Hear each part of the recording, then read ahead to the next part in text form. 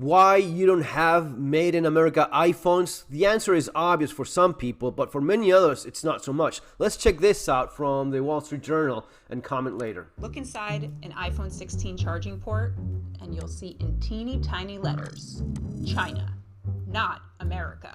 Trump's new tariffs aim to change that. Remember, the army of millions and millions of human beings screwing in little screws to make iPhones, that kind of thing is going to come to America. It's going to be automated, and great Americans, the trade craft of America is... Oh, this man is a complete idiot. I mean, saying this with a straight face means you're either, Oscar-worthy actor or an actual moron that actually believes what he's saying. It's crazy. It's going to fix them.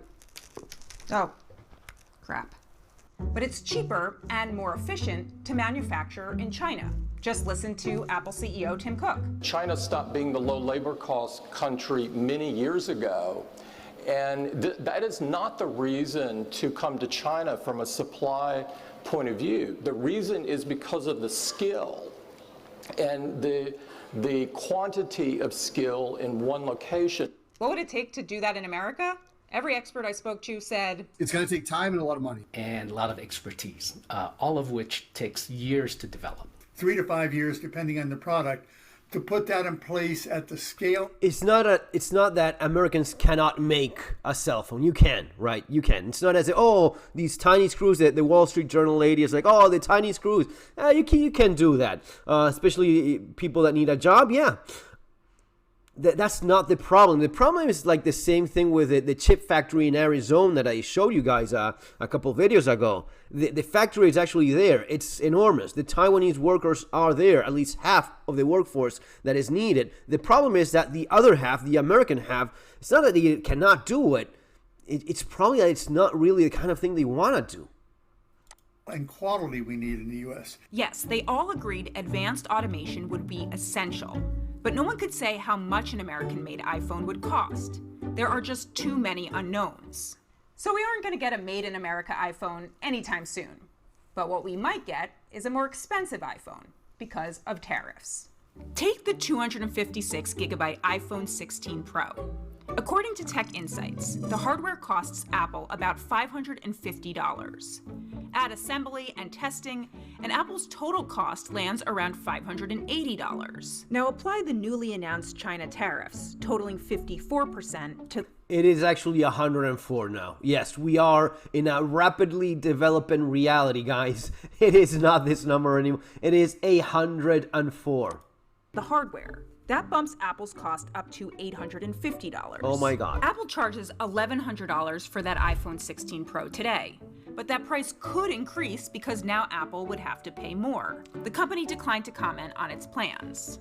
Or maybe Apple eats some of the cost. Or maybe Apple gets another exemption.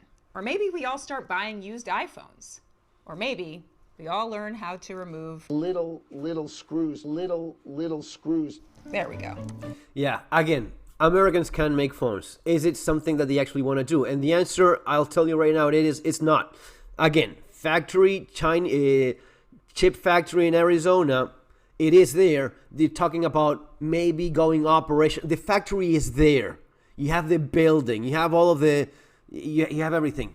They don't have the people. The people that are going to train in Taiwan so as to actually know how to do these things, they give up. They just say, it's not what, I don't want to do this. I'm an American. This is not my life.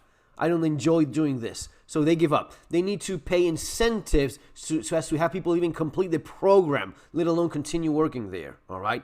You can do this. Americans can do this. Europeans can do this. South America. Everyone can do everything. The question is, do you want to do it? And the answer, no.